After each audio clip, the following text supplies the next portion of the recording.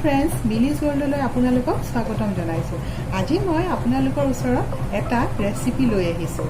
ৰেচিপিটো হ'ল কলডিলেৰে কুকুৰা মাংস। কেতিয়াবা খাইছেনে বাৰু কলডিলৰ লগত কুকুৰা মাংস? আহকচোন মই বনাম, আপোনালোকে চাব আৰু ৰেচিপিটো কেনেকুৱা পায় আপোনালোকে মোক ভিডিঅ'টোৰ শেষত কমেণ্ট বক্সত কমেণ্ট কৰি জনাব।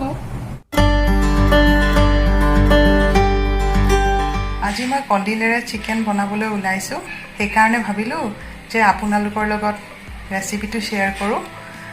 এয়া মই অলপ চিকেন এঘণ্টা আগতে মেৰিনেট কৰি থৈছিলোঁ।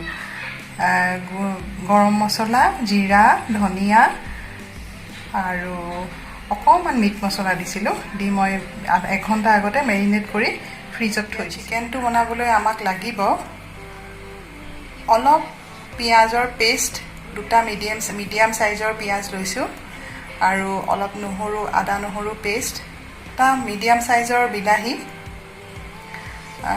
তিনিটা জলকীয়া লৈছোঁ, দুখিলা তেজপাত লৈছোঁ আৰু অলপমান লং, ইলাচি আৰু ডালচেনি লৈছোঁ, গোটাকৈ লৈছোঁ লং, ইলাচি, ডালচেনিখিনি। আৰু এয়া কলডিল আৰু কেইটুকুৰামান আলু, দুটা মিডিয়াম চাইজৰ আলু লৈছোঁ।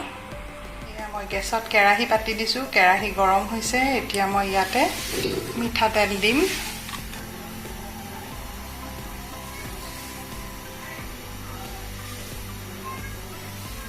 মিঠাতেল দিলোঁ, মিঠাতেল দি মই এয়া কেইটামান পাঁচফোৰণ দি দিলোঁ।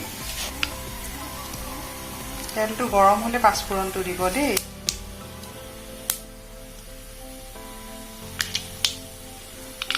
অকণমান আগতেই দি দিলোঁ পাঁচফোৰণটো, তেলটো গৰম যেতিয়া হ'ব তেতিয়া পাঁচফোৰণটো দি দিব। আজি মাংসটো মই লোহাৰ কেৰাহীত বনাইছোঁ। এতিয়া মই জুইটো অকণমান কমাই দিওঁ, বহুত গৰম হৈ গৈছে। লোহাৰ কেৰাহী এনেও সোনকালে গৰম হৈ যায়। এতিয়া আমি ইয়াতে গোটা লং, ইলাচি, ডালচেনি কেইটা দি দিলোঁ। দি আমি ইয়াতে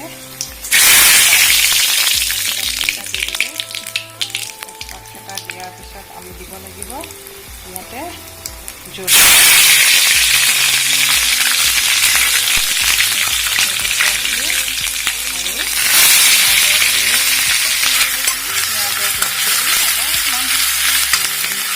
লৰাই দিলোঁ। খুব সুন্দৰ এটা ওলাইছে। এতিয়া আমি ইয়াতে আদা নহৰু পেষ্টখিনি দি দিলোঁ।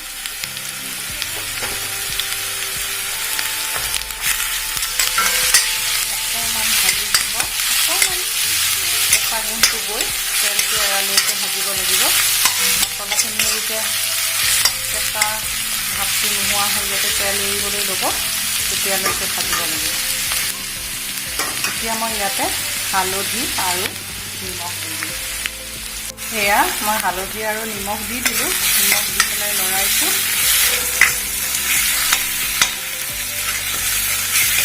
সেয়া মছলাই তেল এৰিব লৈছে। এতিয়া মই ইয়াতে বিলাহীখিনি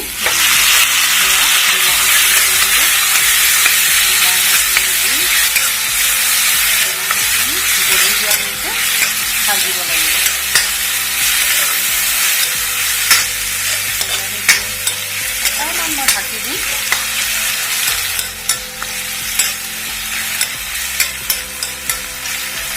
এনেই গলি যায় চবতে। এতিয়া মানে বিলাহীটো অকণমান আজি মানে অকণমান কেঁচা নিচিনা, সেইকাৰণে অকণমান ঢাকি দিম মই অকণমান সময়ৰ কাৰণে।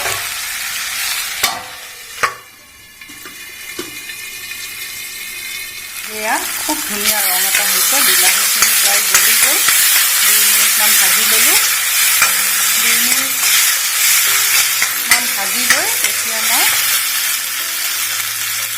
ইয়াতে আলু কেইটুকুৰা দি দিম। আলুৰ লগতে মই এতিয়া ইয়াতে কলডিলখিনিও দি দিম। আলু আৰু কলডিলখিনি অলপ ভাজি ল'ম। বহুত বেছিও ভাজিব নালাগে, অকণমান সময় ভাজি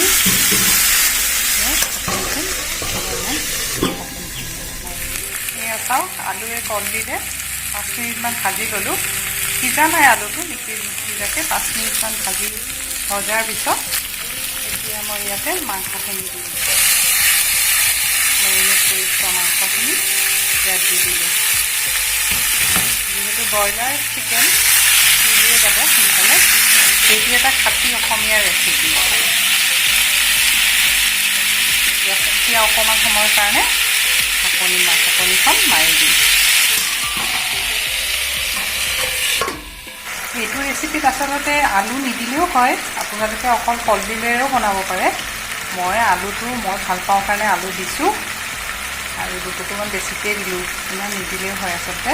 মই এতিয়া অকণমান পানী দি দিছোঁ যাতে আলুখিনি সিজে। আলুখিনি সিজিবৰ কাৰণে অলপমান পানী দি এতিয়া মই অকণমান লৰাই দি গোটেইখিনি মই ভালদৰে লৰাই দিছোঁ।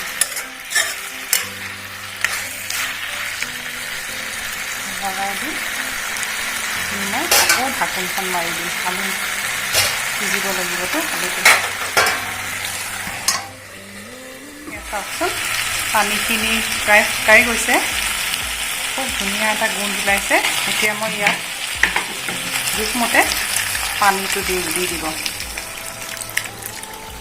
পানী দি দিছোঁ, এইখিনি ভালকৈ উতলিব লাগিব। গৰম পানী দিব আপোনালোকে, গৰম পানী দিলে ভাল হয়। মই গৰম পানী কৰা নাই কাৰণে ঠাণ্ডা পানীয়ে দি দিছোঁ। এখন লগাই দিলোঁ। এতিয়া জুইটো বঢ়াই দিছোঁ। যেতিয়া পানীখিনি উতলিলে জুইটো মিডিয়াম ফ্লেমত ৰাখি দিম। এয়া চাওকচোন মাংসখিনি উতলি আছে। ঢাকনিখন গুচাই দি অকণমান লৰাই দিলোঁ। লৰাই দি পুনৰ ঢাকি দিম। আলুটো সিজিছেই আৰু অকণমান সিজিলে আমাৰ মাংস প্ৰায় ৰেডি। পানী শুহি গৈছে। পানী শুহি গৈ এতিয়া মই দেখুৱাইছোঁ আপোনালোকক। এয়া খুব সুন্দৰভাৱে গোটেইখিনি মিহলি হৈ আমাৰ কলডিল চিকেন ৰেডি। এতিয়া এইদৰে পৰিৱেশন কৰিছোঁ। এতিয়া খাবলৈ বা কেনেকুৱা হয় খোৱাৰ পিছত জনাম দেই। ভিডিঅ'টো যদি আপোনালোকে ভাল পাইছে তেনেহ'লে লাইক, শ্বেয়াৰ আৰু কমেণ্ট কৰিবলৈ নাপাহৰিব। লগতে যদি পোনপ্ৰথমবাৰৰ বাবে আপোনালোকে মোৰ চেনেলটো চাই আছে তেনেহ'লে মোৰ চেনেলটো ছাবস্ক্ৰাইব কৰি দিব আৰু লগতে কাষতে থকা বেল আইকনটো প্ৰেছ কৰি অল কৰি দিব, যাতে আহিবলগীয়া মোৰ ভিডিঅ'বোৰ আপোনালোকে পাই থাকে। ধন্যবাদ।